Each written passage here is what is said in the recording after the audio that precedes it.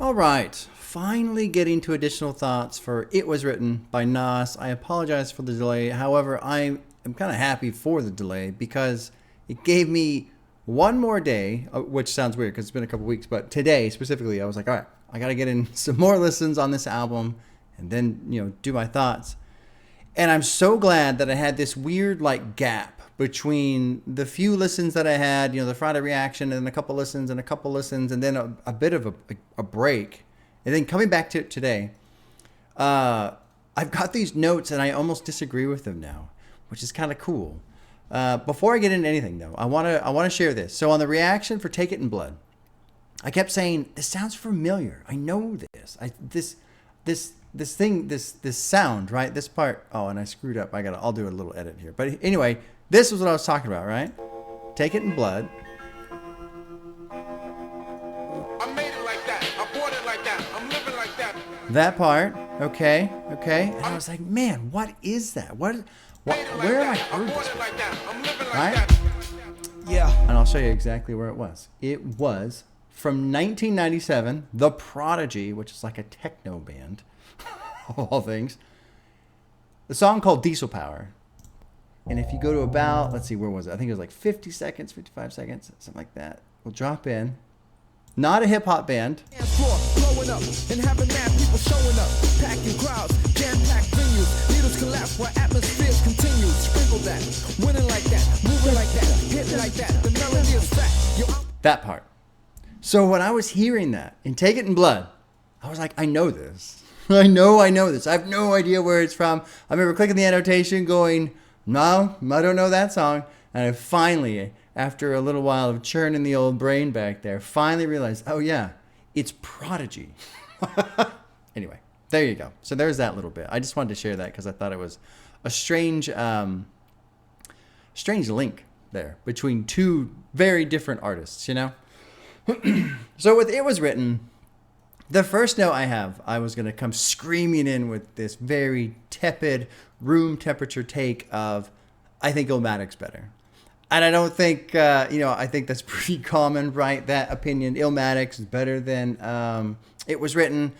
But I remember seeing messages from people, no, this is my favorite Nas album. I think this is better than Illmatic. And I remember thinking, okay. Because the first couple listens I had, I enjoyed it. It was cool. It's not the best thing I've ever heard, but you know what? You can say that to pretty much everything you've ever heard, right? There's only a couple things are the best thing you've ever heard. And I remember with Nas's coming and Dre's on there and it's got a cool beat, thinking, I like this song, but I feel like I should like it more and not being able to dial in exactly why. But then this morning, I went to work, put it on, listened to it at work, listened to it on the way home from work, and something started to click with It Was Written. And I don't know if it was just a little bit of a time away. My favorite track, if I was going to do my top three, number one, Affirmative Action. Number two, I would probably take Shootouts over The Message. That might be a hot take right there. But I love the beat on Shootouts. And the beat on The Message is great. But I Gave You Power grew on me. Take It in Blood grew on me. Suspect grew on me. The Setup grew on me. Nas Is Coming just grew on me. Live. Oof. I almost said it. I almost said it. Holy shit. Anyway, I was just reading the track list. Anyway, maybe I should blur that part. I don't know. Yeah. I probably should. That was just a little too close. Anyway. Track 13 really grew on me. The whole album as an entirety grew on me. And I remember last night I finally went back through Patreon and I was reading through some messages and stuff like that. And people were talking about how Illmatic, when it first came out, it didn't really catch on. It didn't really get a lot of airplay. And then he shifted his sound. And this is what not necessarily shifted his sound, but I guess a little. But more so, he shifted his persona a little bit. And people messaged me talking about how this was, right after Built for Cuban Links, and there was this mafioso era in hip hop. And so he kind of went into that lane. And initially that bugged me. Initially I was like, no, I like Nas and Illmatic. I like what he's doing. I like this kind of observer, like I said, my analogy would be the reporter in the field. I like that. And then something that did initially bother me with the album was at the end of, it's either the intro or the message, where he's talking about all these fake rappers and they're copying me and imitating me and this is real shit. And I just keep thinking, no, you're copying them.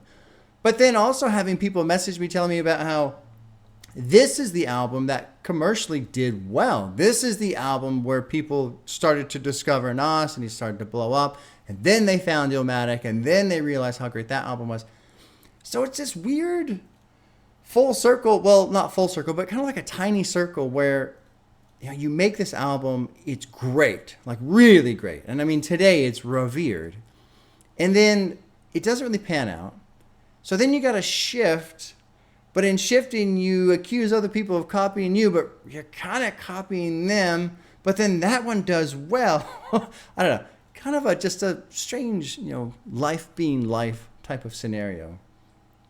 But today specifically, man, going through and listening to it, I was like, no, this is a really cool album. I mean, the thing about it is, however you feel about Illmatic or this one and how you compare the two, this one's got great rapping. It's got great storytelling. It's got great beats. And it's not bloated either. Sometimes some of those albums in the 90s, it's like, oh, man, we're going to jam 19 songs in this because we got to fill up the entire CD, that whole idea. So it's still pretty lean. It's still pretty mean. I'm still not super into Black Girl Lost. I don't really care about that one that much, honestly. That's pretty much the only one I would skip on a somewhat regular basis. But really, top to bottom, you can listen to the entire album.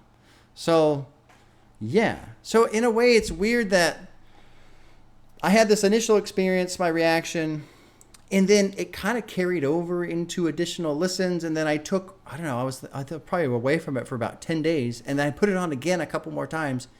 And it was different. It clicked different. It landed different. I feel like whatever initial misgivings I had toward the album, those just went away. And I could reapproach it just listening kind of with a weird, fresh set of ears, even though it doesn't make sense because it wasn't fresh.